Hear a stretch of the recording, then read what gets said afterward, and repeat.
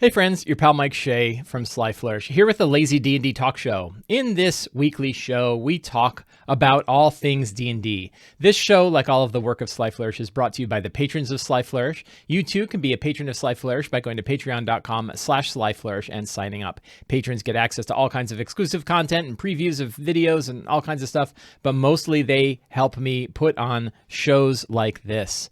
So thank you all very much for that. So yeah, we got a lot of stuff to talk about today. Lots of interesting things to talk about today. We have, so today, thank you. Today is the last week of the Lazy D&D, the Lazy DM's Companion Kickstarter. So we have only about 4 days left in the Kickstarter, and it's been going very, very. I couldn't be happier with the support.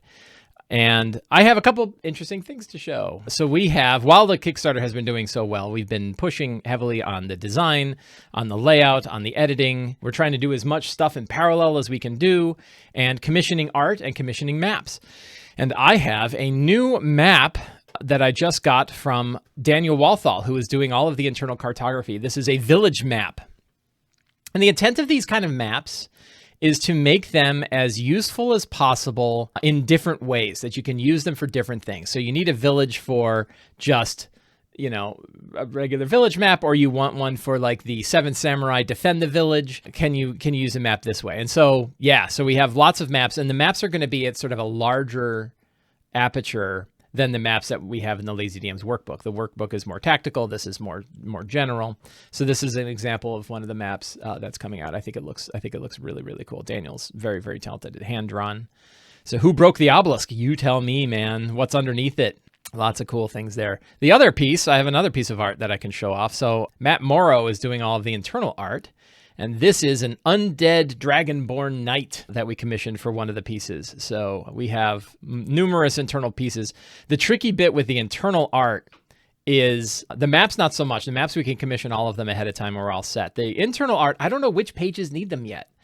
And until the thing is laid out, I won't know where the spaces are exactly or how big the spaces will be. So we're trying to commission the art as much as we can with what we know about the layout. But a lot of the art we won't be able to commission until the layout is done, and then it takes time for the artwork to come back from that. So that won't, that's one part that I really wish is in parallel, but is really in series.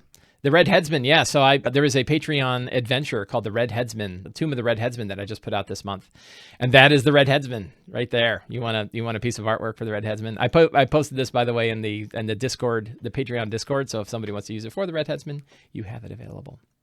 Anyway, I wanted to show off those couple of pieces of art for the Kickstarter. But if you want to get on the Kickstarter, now is a great time. You can jump in. You can order whatever books you want. You can order all the different various packages. And it's going to be awesome. And yeah, the final day for that is Thursday, 6 p.m. Eastern Standard Time. The Kickstarter is closed. So ending soon. So that is the Lazy DM's Companion. This past week, I had the great opportunity of jumping on the D&D Beyond channel to talk with Amy Dallin about Fizban's Treasury of Dragons. I do not have a preview, but we were able to go through some of the publicly released material from Fizban's to talk about that kind of stuff. And it was a lot of fun. And it's very cool to kind of talk about the lore of the monsters that are in this book. Fizban's is coming out on Tuesday, I think.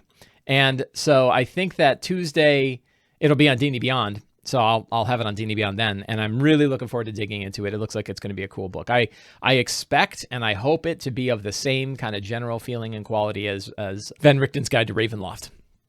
So that means two really good kind of interesting source books that have come out for 5e, I think, this year that are going to be really cool. So I'm very much looking forward to that. But you can see that video. I will paste the URL to that video in the show notes so you can see that. So yeah, that was a fun time. The other thing that happened this past week is Call from the Netherdeep got announced. Call from the Netherdeep is the next Critical Role. It's not a source book. This is actually a campaign adventure.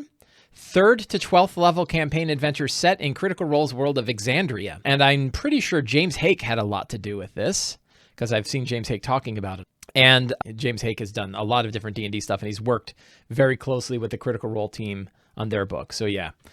And so that's very interesting. It means that there are now 4 Critical Role books from 3 different publishers. There are 2 from Wizards of the Coast. There's one that is coming out from Darrington Press, which is Critical Role's press imprint.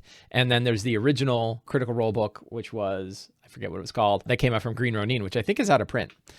So that is very interesting. It was interesting that they announced this like a few weeks after, like not even a couple of weeks after they announced this, like a couple of weeks after they did their big D&D celebration. So it's interesting that it wasn't part of the D&D celebration. I wonder if there was some like weird announcement holdback or something like that. So that is coming out March 15th of 2020. So yep, March 15th, 2022. So that's very interesting.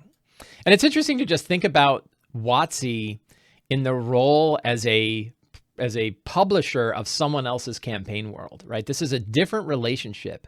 Critical Role is so big that putting out a book like this is a different kind of relationship than they do with anything else. This is not an Eberron kind of situation where they bought the world, right? They don't own this world, so they're just licensing it. It would be like if they did a Star Wars book, right?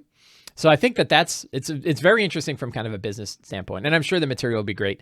And it's a much like the material that's in the other book that's sitting on my shelf, whose title I can't read because I blocked it. Then the other Critical Role book that came out, the other source book. There's lots, even if you're not into the Critical Role world, even if not using it, there's lots of stuff to pilfer for our own game. So I'm excited for it. I think it'll be cool. Speaking of Critical Role, boy, so they had their season 3 premiere last Thursday, right? This past Thursday. That certainly, I think I logged in at 10:30. So I'm on Eastern Standard Time, right? So I logged in at 10:30 Eastern Standard Time to poke my head in and see what was going on. And there were 225,000 people watching at that moment.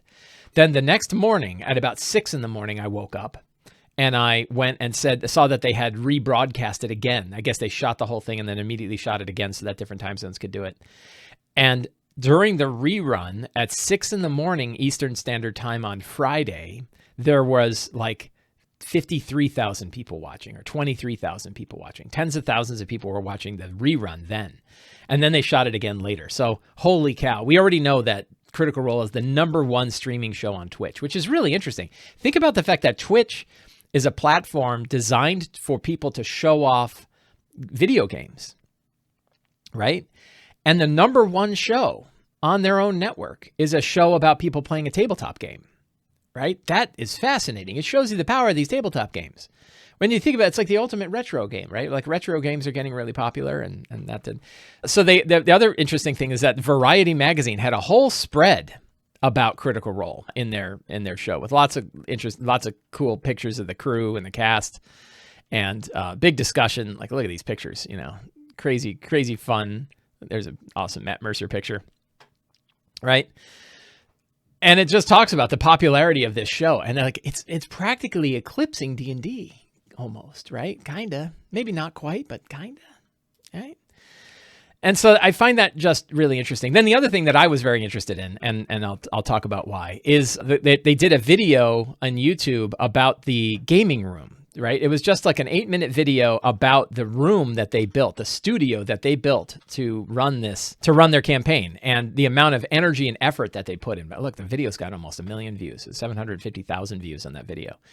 That talk about what it was like to set it up. And they had 2 different amusement park designers come in, 2 different ones that came in and helped them design this room, right? That every like aspect of it, there's all these different pieces of it. The lanterns in the corners are all unique. And the table, right? So this is what the table looks like. It looks like an arrowhead, right? And the back of the arrowhead is where Matt Mercer sits. And like, look how wide, it's like a 6-foot wide DM screen, right? Incredible. And he's got 2 sound panels with all of the, what are those things called? Those little devices where you can hit a button and it switches views and all that stuff. Right. And what I like is like, if you look over here in the lower right corner by the far side, he's got the little Coke ring bottles that we used back in the 4th edition days. He's got a bunch of little Coke ring bottles. So, stream decks, right? So he's got a couple of different stream decks so that he can control all the sound. Every individual person is mic'd. They've got 2 different cameras. I think the room is designed like a triangle. I don't think it's rectangular, and I think that's so he can get it. And I remember one of the WOTC guys talking about how they got to run a game there, and he said it's the best gaming table they've ever run at because They didn't have to like turn their head 90 degrees to talk to anybody. They could just look left and right, and everybody in the table was there, right? Everybody was there. So it's really interesting. And this to me, like when we talk, I love to think about, and I talk about it and I think about it all the time, about the range of money that we can spend on this hobby, right? And it really does go from zero to not infinite. Infinite is a really big number. Zero to millions of dollars, right?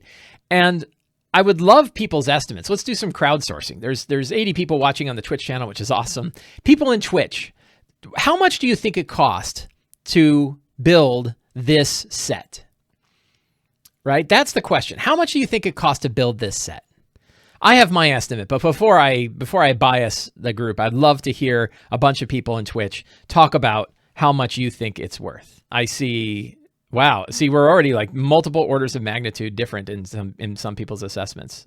Yeah, look at that. Multiple orders of magnitude of people going back and forth. I see 50,000, 500,000, 800,000, 350,000, two people at 350,000, one person, 3 million, 250,000, 100 to 200,000, 500,000, 750,000, all over the map.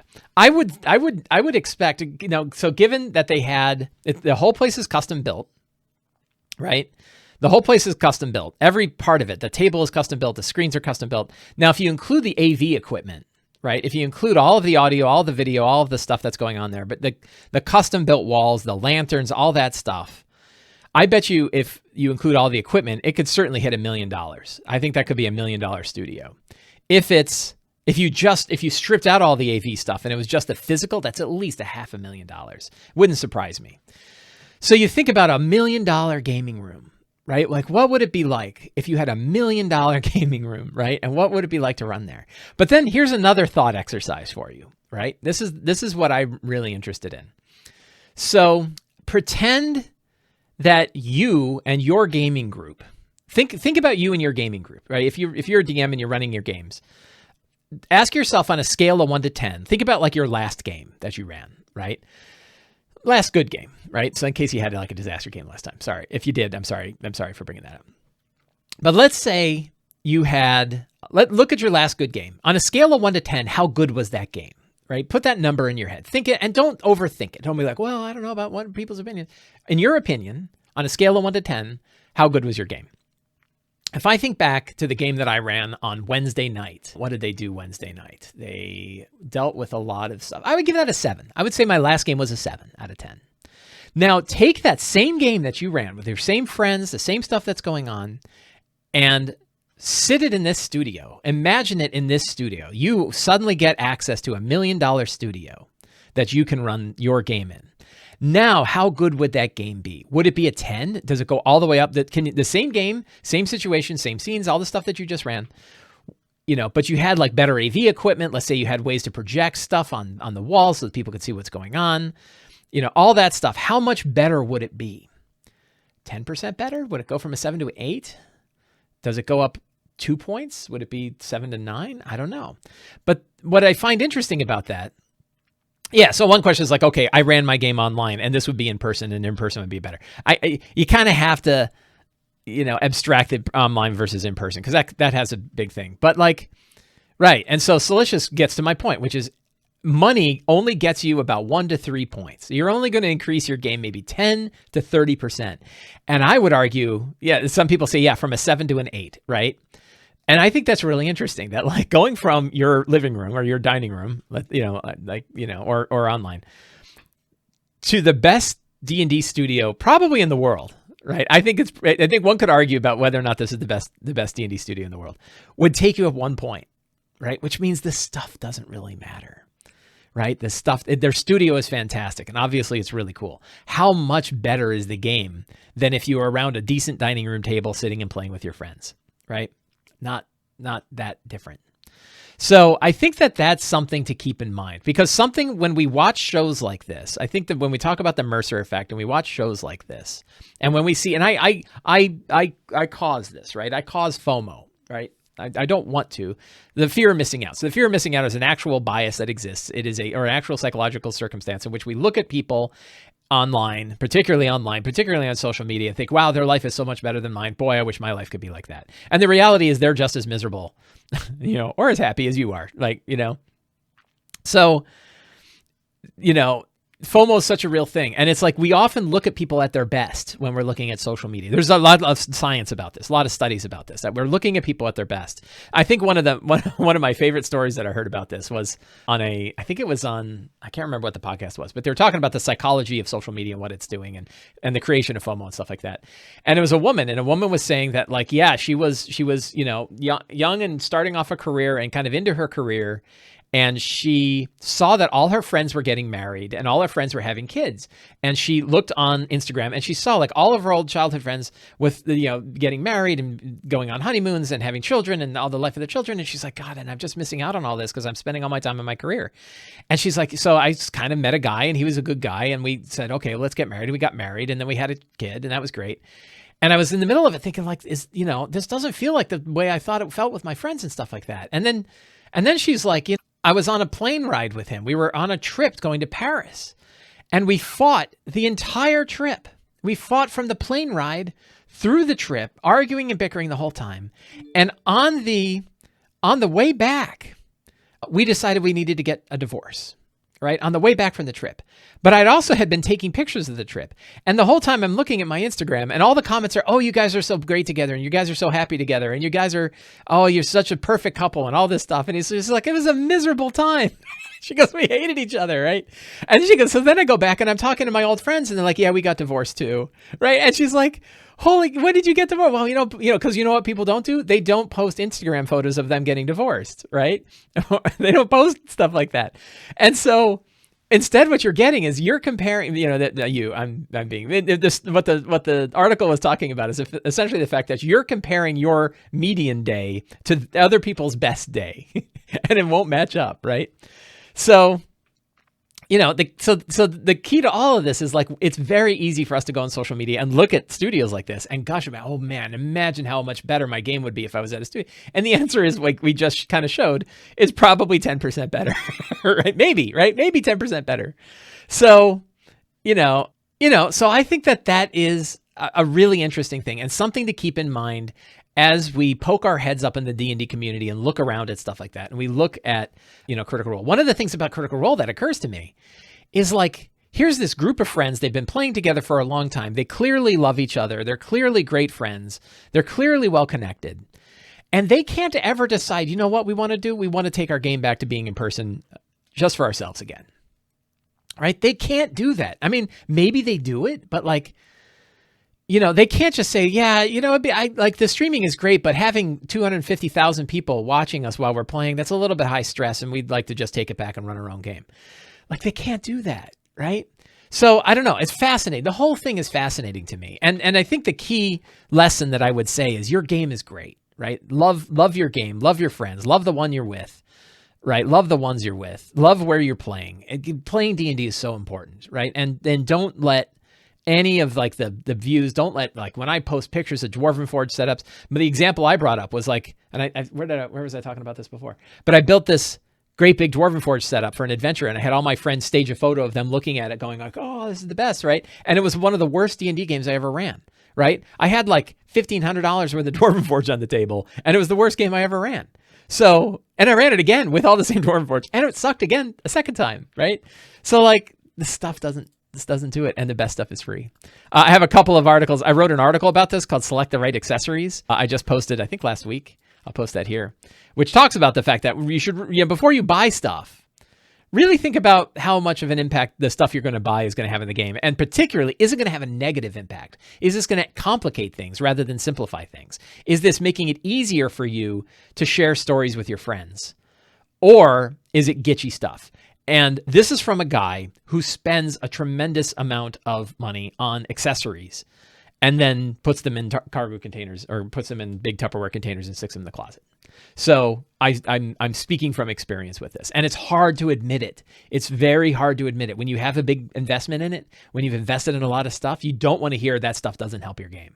but that doesn't mean it's helping. So fascinating stuff. Really, I don't know. I'm very interested in this idea, and it's still cool to think. I think it's cool to think about that. I think it's cool to imagine that, and I do like the idea of like, a bunch of 3x5 cards and a pencil you stole at the racetrack, is as good an accessory as you need to be able to share stories of your adventures compared to $1 million studio, a dining room table, or, a table at the local library that you can go visit, right? Anything, getting your friends around a table, or online, setting up a Discord channel and playing with your friends online. It's within 10 to 30% of the kind of game you'd have if you were sitting in a $1 million studio. I think that's very interesting.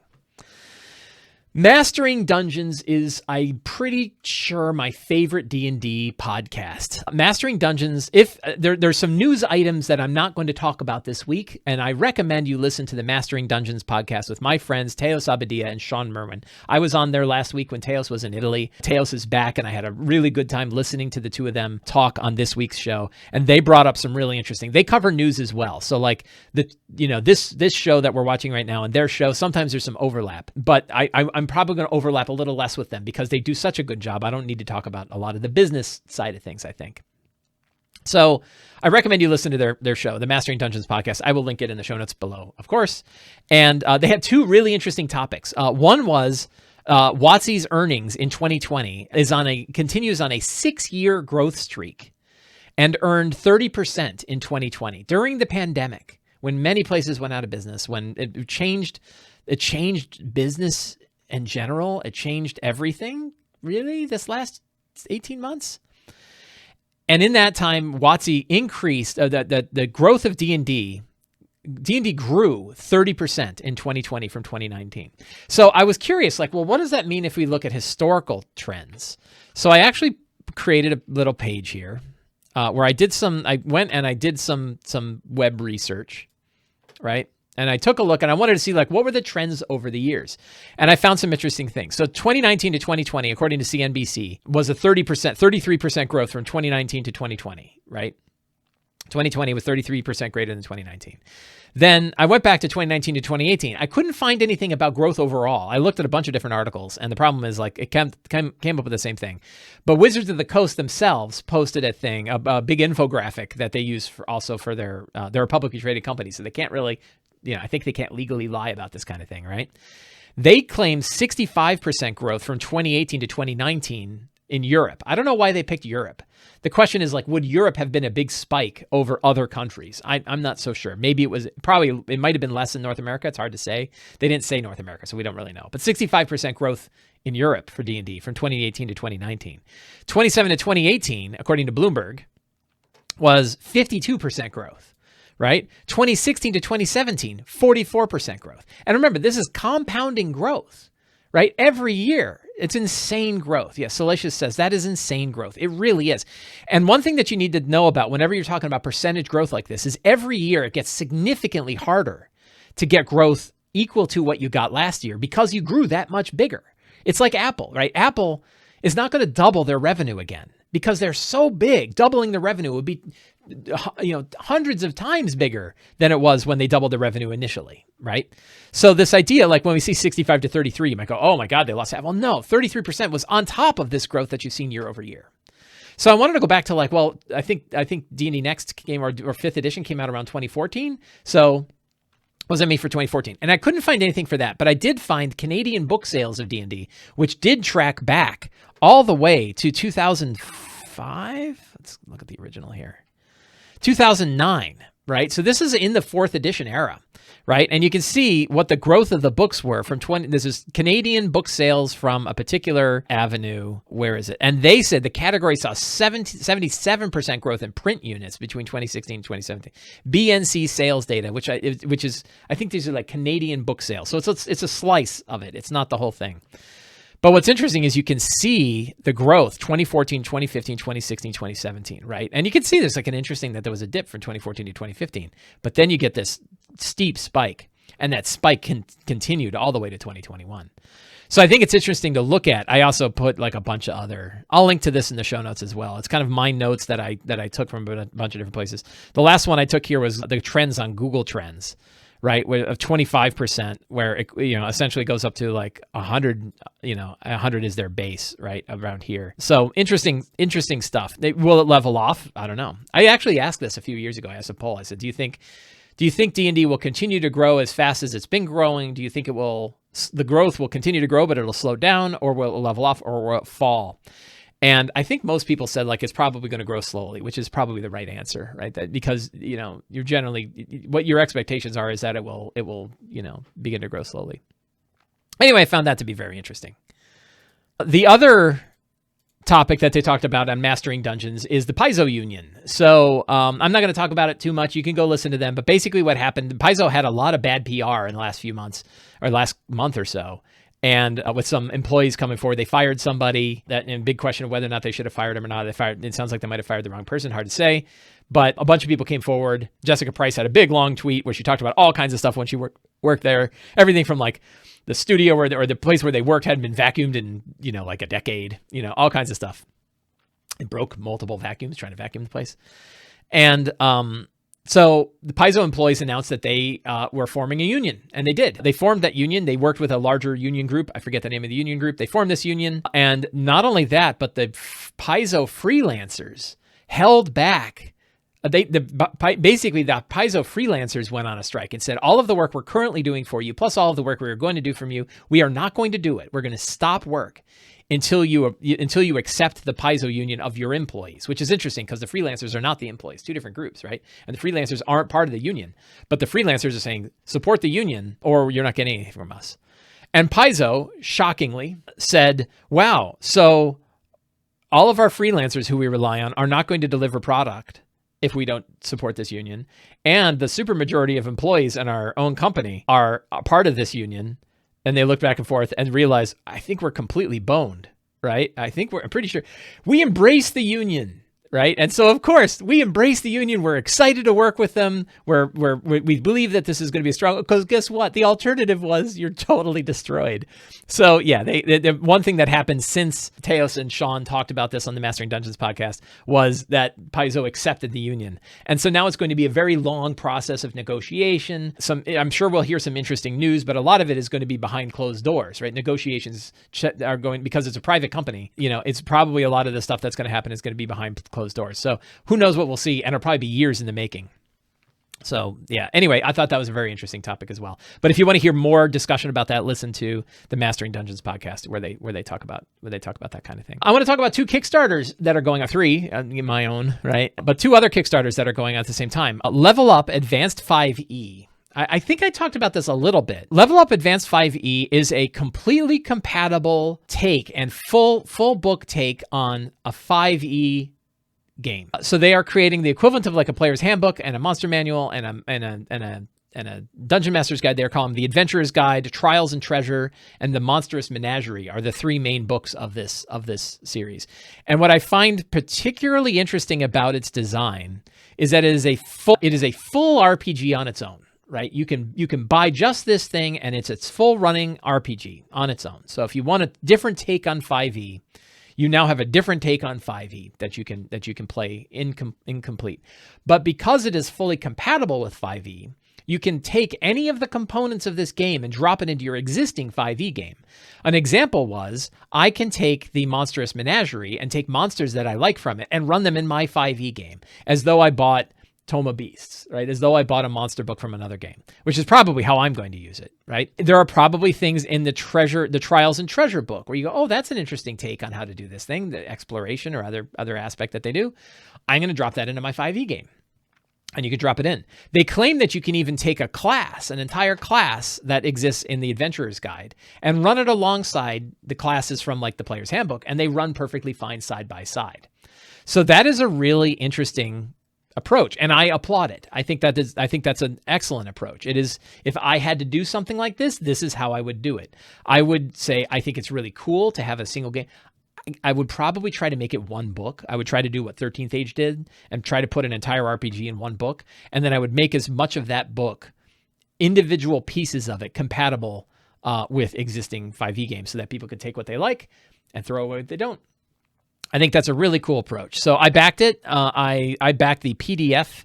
There's a PDF tier kind of expensive, but again, because it's 3 books and they're all big books, right? They're big standard stuff. So it's not dirt cheap, right? So really cool, really interesting. I applaud the approach. I think it'll be and I really want to take a good look at it. So yeah, I thought that was neat. That was something worth looking at. The other one is Raiders of the Serpent Sea. Raiders of the Serpent Sea is a role-playing book. What does that mean? It's a campaign for 5e. It is done by the same people who did Odyssey of the Dragonlords. They're the lead designer of Dragon Age Origins and Neverwinter Nights. So designers of video games. And I think they worked on the original Baldur's Gate. They did a Baldur's Gate book. I think on the DM's Guild, you can see there's a Baldur's Gate book that they did. And did they do the Minsk and Boo book? That's right. Yeah, so they did the Minsk and Boo book that's on the DM's Guild as well.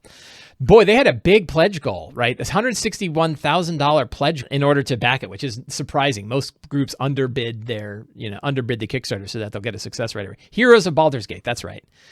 And so they have a big book, and they did it. I'll tell you, like, I got Odyssey of the Dragonlords, and it is a incredible package, right? I got the physical version of Odyssey of the Dragonlords, and it is a gorgeous book, really well done. A lot of people highly recommend it as a campaign adventure. This one is a Norse campaign.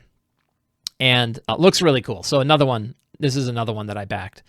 Beautiful artwork. You know, one thing, like a lot of these, the page design and the artwork is really, really good.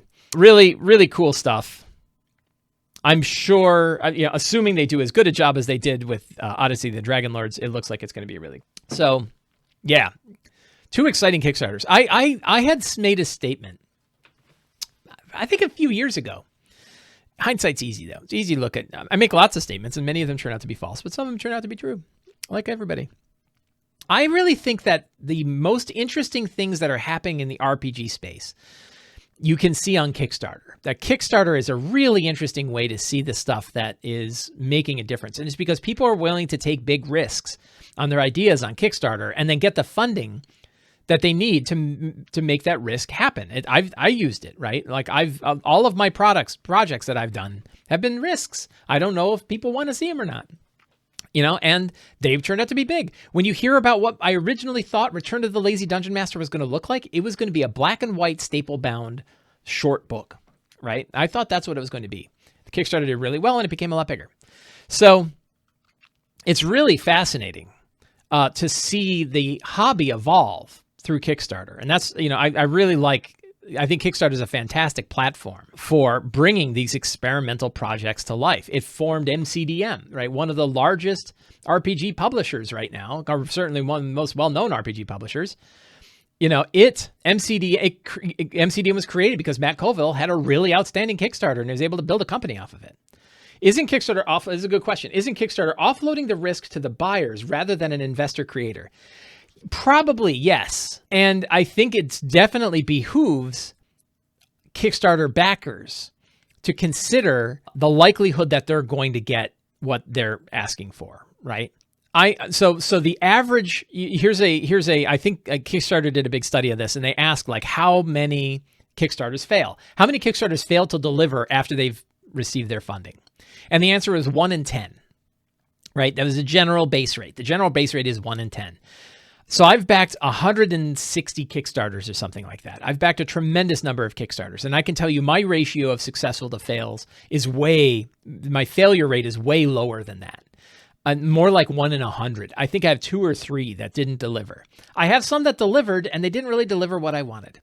Maybe it's higher than that. It's probably 4 or 5 out of like 160, but it's not 1 in 10. Maybe it's 1 in 20, And so yeah, there is a risk, and that risk is put on people. And there are definitely times where you'll look at a Kickstarter and you'll have to figure out, like, is the money the thing that is going to limit this group, right? And sometimes it is, right? And sometimes it's not the money, it's other things. And like, they don't really know what they're doing and they think money is going to solve the problem, and it's not.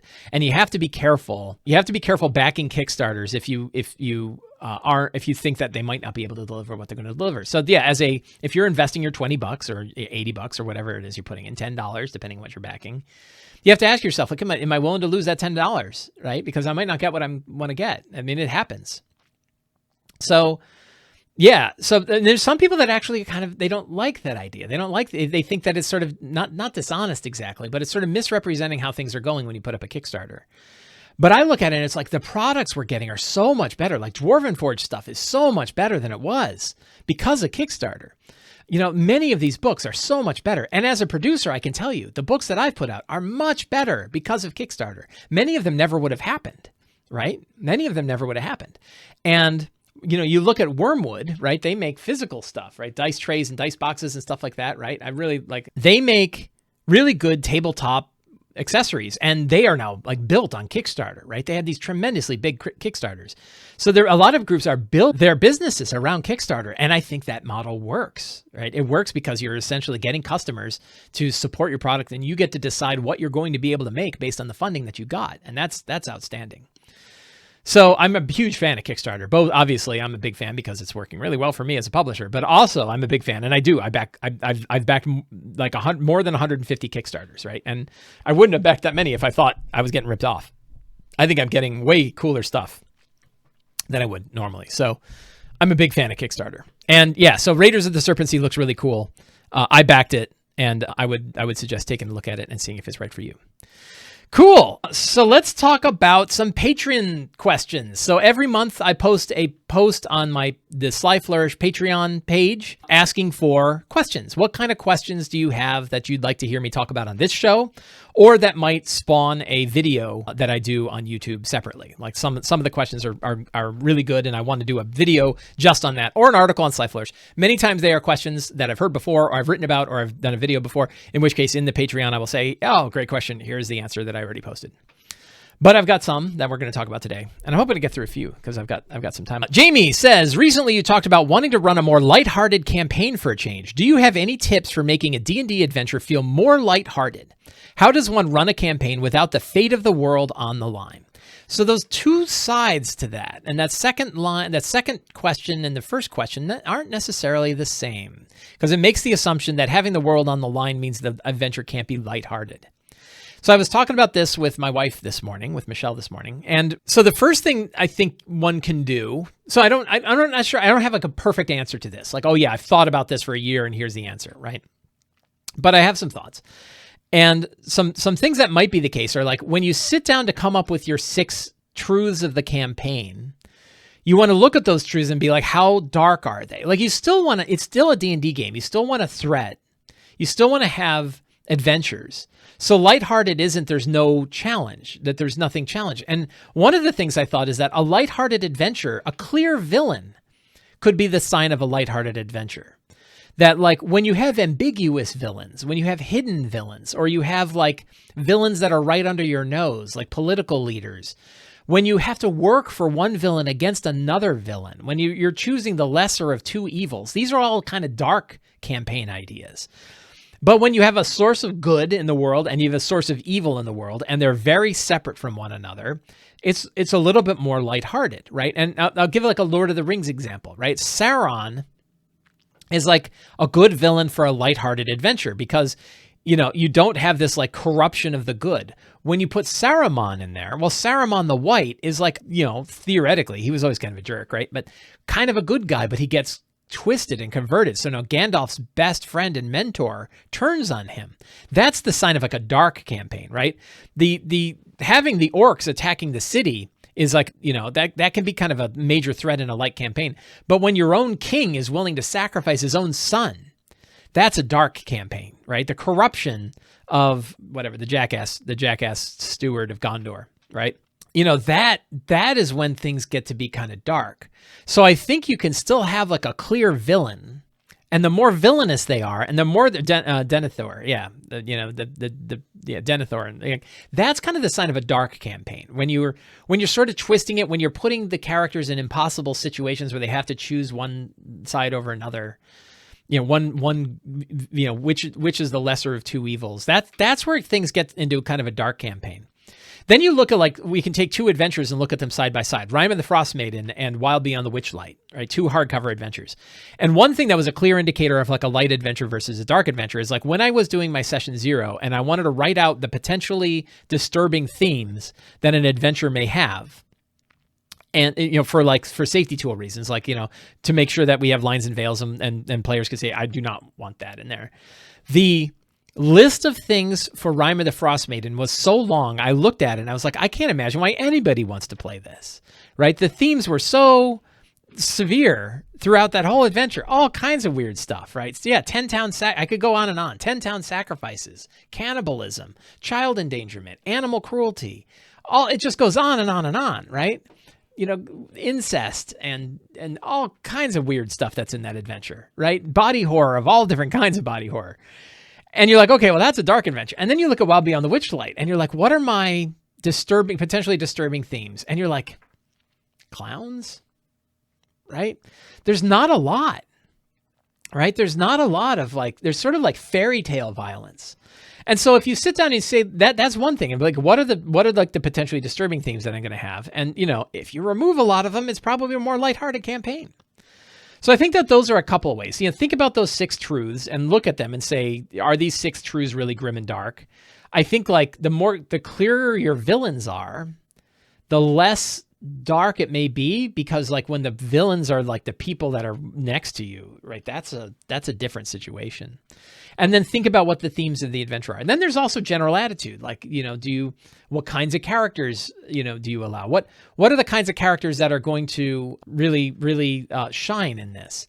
You know, I'll give you another kind of example. Was when I wrote Ruins of the Grendelroot, one of the things I was worried about was that Ruins of the Grendelroot, because it was set underground, because it's set inside of the caverns of a big mountain, I was very worried that the adventure would have a dark theme to it.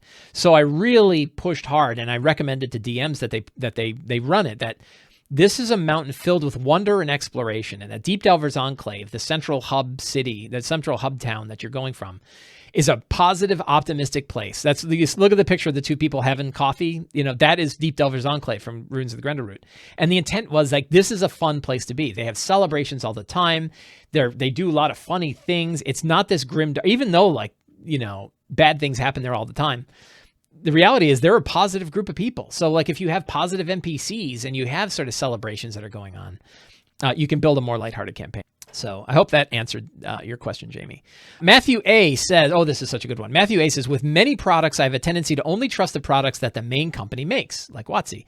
But obviously, WOTC's adventures haven't been great. I'm going to argue that one a little bit. Without knowing all of the different authors on the DMs Guild or other locations, how does one learn which third-party products are worth looking at? Really good. That's a very good question. So I would argue that like many of WOTC's adventures are excellent. Right? And they can go back and forth. I love Curse of Strahd. I love Tomb of Annihilation. I like Hoard of the Dragon Queen and Rise of Tiamat. They all have kind of problems, but I really liked running them. So far, I really like Wild Beyond the Witchlight from what I've read. So, but they can be hit or miss. And you've heard me on this show say that we shouldn't let our happiness with D&D depend upon what Wizards of the Coast does, right? And I still agree with that. Or that we should treat WOTC like a third-party publisher. And I think that can sound insulting. Like I saw on Reddit, somebody brought that up, and other people were like, why is everybody bashing WOTC? And I'm like, we're not bashing WOTC. I am a third-party publisher, right? Like, I love third-party publishers. MCDM and Monty Cook Games and Nord and 2C Gaming and Kobold Press. You know, these are fantastic companies of wonderful people, many of whom have worked at Wizards of the Coast. Wolfgang Bauer was the lead editor for Dragon Magazine and invented Planescape. Monty Cook worked at Wizards of the Coast and helped develop the 3rd edition of D&D. Rob Hainsel was one of the developers of 4th edition D&D. Jonathan Tweet was the 3rd edition D&D. So these are people who have worked at D&D and love it so much they're still working on D&D stuff, right? Bruce Cordell, one of the lead adventure writers for many D&D adventures, is now the adventure writer for Monty Cook Games. So I love third-party publishers, right? I think they put out outstanding stuff, and I love a lot of the stuff that comes from WOTC. I think we can put it all on the same plate and say all of this great stuff is happening, and we should treat them equally, right? So, but how do you know which ones to follow and which ones not to? So past performance is as good an indicator as you're going to get about future performance when it comes to the quality of a D&D product. So I think like it's unlikely Kobold Press is going to put out a complete dud, right? Because Kobold Press puts out really, really good stuff. Kobold Press, Monty Cook Games, Matt Colville Design, MCDM. So many good companies that are making excellent products. The two Kickstarters that I just brought up, right? Raiders of the Serpent Sea, they have put out other books and I love them. Thus, I know, they can put out books, they can publish, and you know, I can look at the past one and probably say, I'll bet you it's going to be this of a similar quality. They're not likely to have screwed that up. I know that Morris and N-World have put out lots of different books, and I've seen what they've been putting out here, right? They have lots of previews and stuff like that.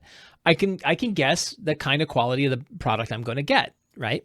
And also, I'd argue the investment is relatively low. Like, I'm not paying, I think like LevelUp 5e looks pretty costly, but a lot of times it's like $10, $15 to try something out, right? And that seems like, well, if you did it all the time, it's a lot of money, right? But if it's a total dud, you're not bankrupt, right?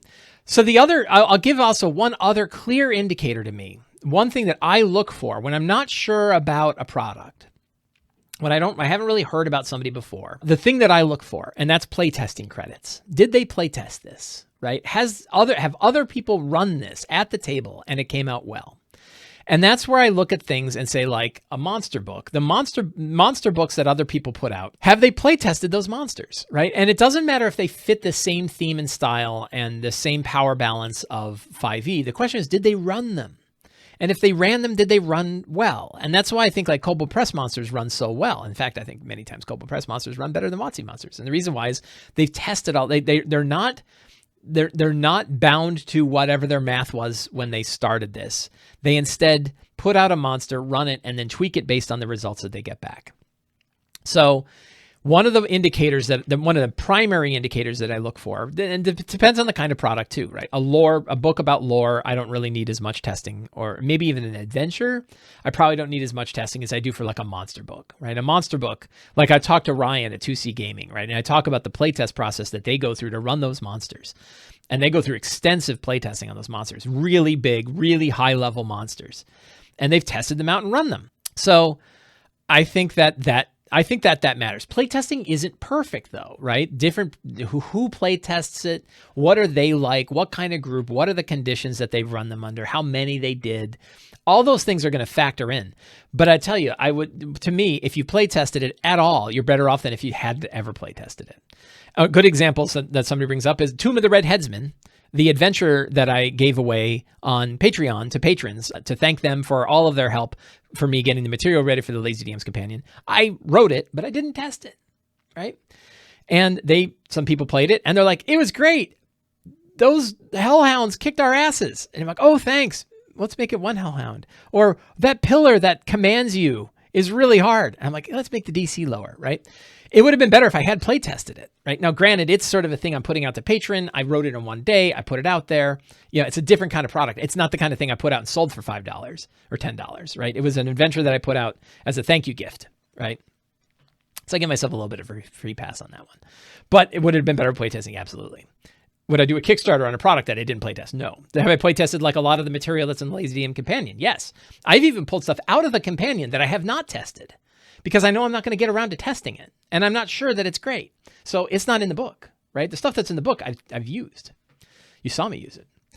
So Matt, I hope that helps. That's a great question. How do you identify third-party products? The other thing I'll mention is there's a lot of outstanding, I think that there's great products on the DMs Guild. There's also great products outside of the DMs Guild. So keep an eye out for products that are outside the DMs Guild. Kickstarters, patrons, Patreons, other producers. Because one thing you'll notice about the DMs Guild, Monty Cook Games doesn't publish to the DMs Guild. Neither does Kobold Press. Neither does MCDM. Neither does many of the other publishers that are out there. They don't do it to the DMs Guild because the DMs Guild is too limiting in its licenses. So take a look at other avenues for stuff and also look at stuff from other game systems, right? There's lots of cool stuff that you can get from other game systems. So lots of places to look. Reviews are really good. Look for reviews, look for previews, download samples, try stuff out, get used to which publishers you think are really good, and look for playtests and see if the playtests are good. Great question. Chris B says, the chase rules in 5e aren't the best. I've been hoping to answer this question now for some time. I'm excited about this one. Chris B, the chase rules in 5e aren't the best, and they tend to lead to clunky and boring scenes rather than, the fun action of a chase scene.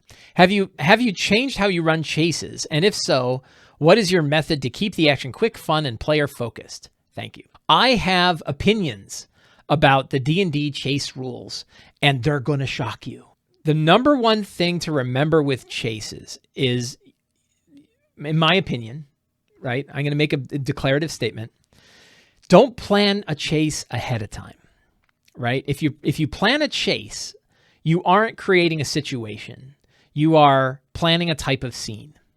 And if you plan a chase it's gonna, you're gonna end up force feeding a group through a particular ride instead of setting up a situation and letting them figure out how to deal with that situation. The example I will use is Waterdeep Dragon Heist. Waterdeep Dragon Heist has a big chunk of the book devoted to this large chase through Waterdeep.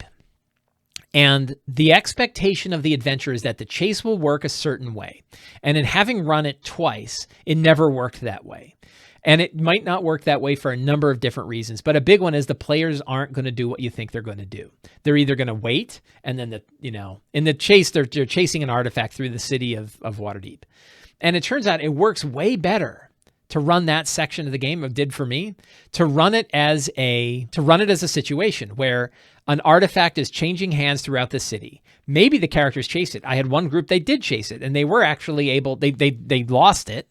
Right? They didn't get it, but they were able to follow the leads and figure out where it went. And that was enough for them to get to the next stage. So the problem with the chase is usually there's only like supposedly one way to get in and there's only one way out. And a lot of times there's like a fixed ending. The worst case was in Waterdeep Dragon Heist, where it actually has a little block of text that talks about the fact that if the characters somehow acquire the artifact, that the artifact itself makes itself get lost again because the players can't have it. The characters can't have it.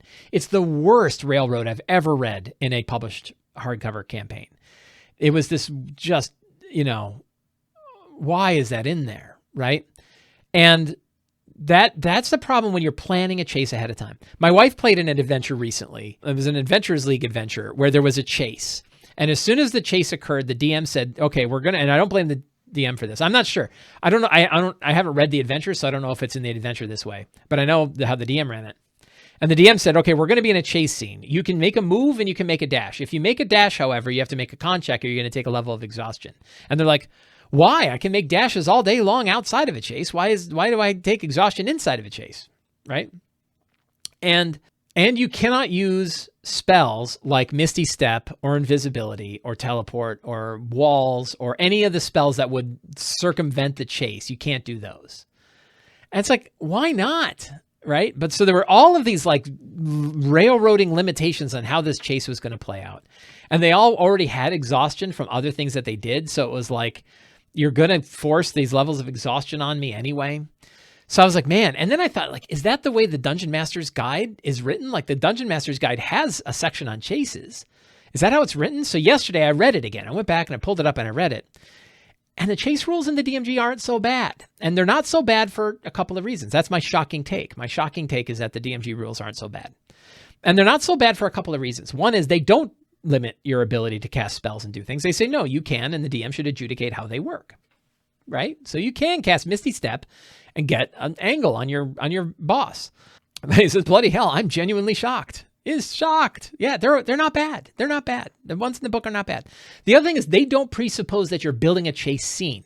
They talk about the fact, let's pull them up here. So the DMG doesn't talk about the fact that you should plan your chase scene ahead of time, right? It talks about the fact that, there's ways that movement works. It kind of expects that a chase happens organically. That's my number one tip. If a chase occurs, run it organically.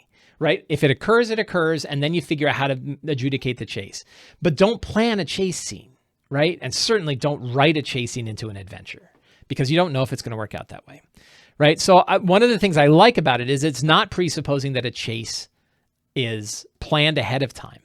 And it talks about dashing, and it does have the exhaustion thing, but it's 3 plus your constitution modifier, number of times you can dash.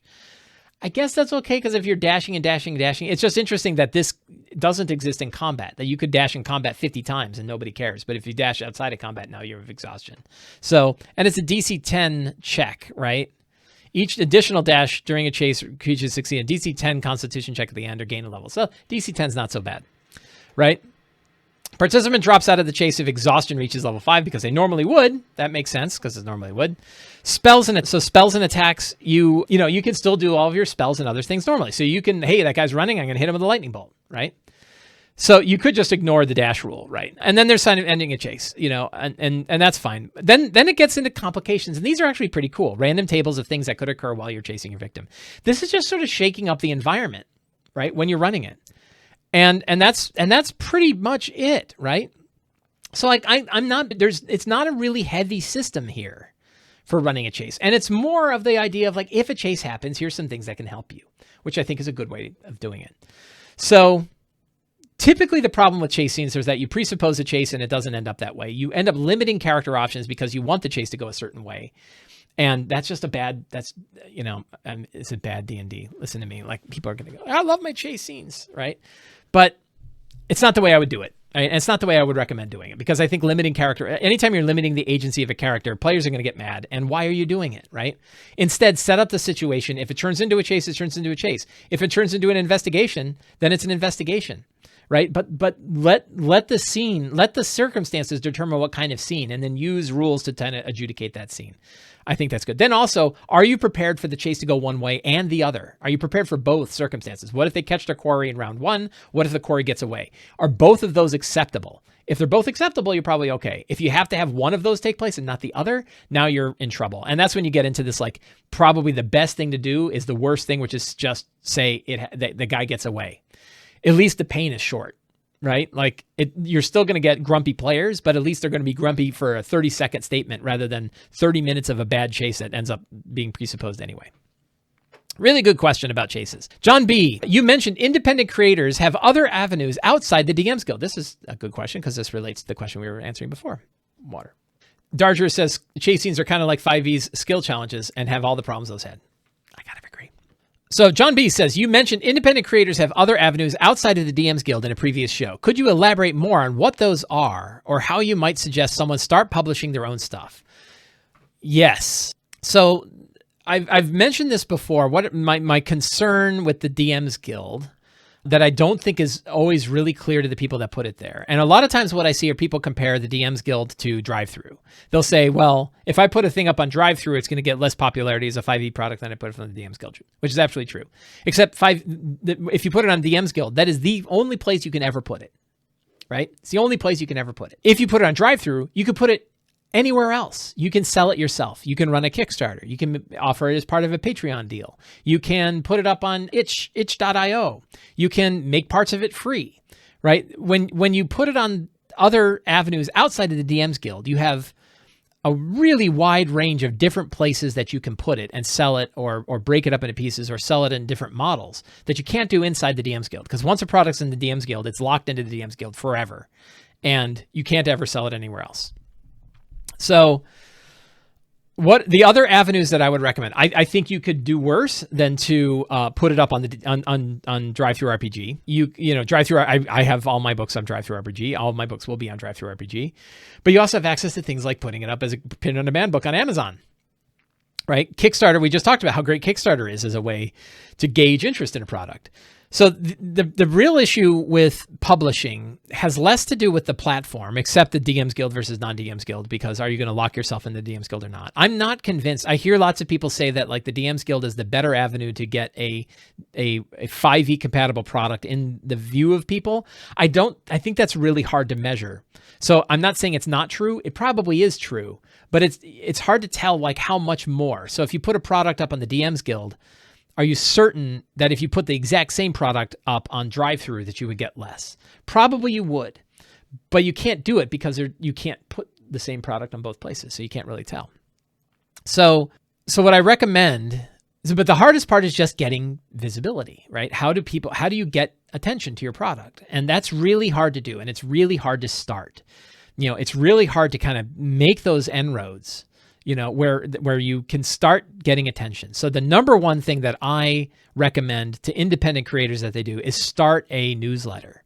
You can start a newsletter for free. It is, I think I've made this statement before. The social media platform of the future is email, right? It's kind of my joke, right? All of the other social media platforms that are out there are owned by other companies. And even as a creator, you may not be their market. You may be their marketing, right? And I've done a fair bit of research on my own of the value of Twitter and Instagram and other social media platforms. The one social media platform that I use that has been very successful for me is Kickstarter. I love Discord, but it's probably not the best publisher platform. But among many other publishers that I talk to, and myself, and we've all come to the same agreement, and we're all looking at it, and we're not are we biased? I don't know why you'd be biased towards an email list. I don't think I'm biased. I probably am, I guess, but I don't know why I would be. But trust me, we have lots of data to back it up. And the data is that if you want a return on, you want to return on an output, email is a really, really great return on investment. I think it's like the last time I looked, it was like 20 to 40 times more likely for somebody to click a link and buy something from an email than it was from a tweet, right? Now, there are different levels of platforms. Email is a different, more intimate experience than a Twitter tweet is. So it's like saying a billboard versus being inside of a store, right? Kind of a difference, but still way more efficient to do that. And it's a social media platform you control because you can move your email list anywhere. So number one thing I say, start an email list. Give good things away to the people who subscribe to your email list. Give them gifts. Give them things that they can use. Put yourself in their circumstances. Build small products that you can deploy. I have that adventure, Tomb of the Red Headsman, right? Small products, right? A lot of the material from the Lazy DM's Companion started as one-page guides, right? I want to do small things that could help people. So I think that aiming small, and then in the other platform, there's so many platforms, right? So you have your email list, your own website, Patreon, Kickstarter, DriveThruRPG, Amazon. There's so many different places where you can start to put your material out there. But the hard part is getting the attention on your particular thing. So John B., I would say the number one tip that I would offer for somebody that's just getting started publishing their own stuff is start an email newsletter and then work all of your other social platforms to draw people towards your newsletter, right? Like tell people you have a newsletter and tell people that if they sign up, they're going to get a cool thing, right? And lots of other publishers that I've worked with have done this and it's been very successful for them. Great question. I think that is going to end the show for today. I want to thank everybody for hanging out with me this morning to talk about D&D. It's such a great pleasure to hang out and talk about D&D. I really appreciate it. If you like this show and you want to help me out, there's 4 things you can do. You can subscribe to the Sly Flourish newsletter, which I was just talking about. You can subscribe to my videos on YouTube. You can support me directly on Patreon, or you can pick up any of my books. Thank you very much and have a great day.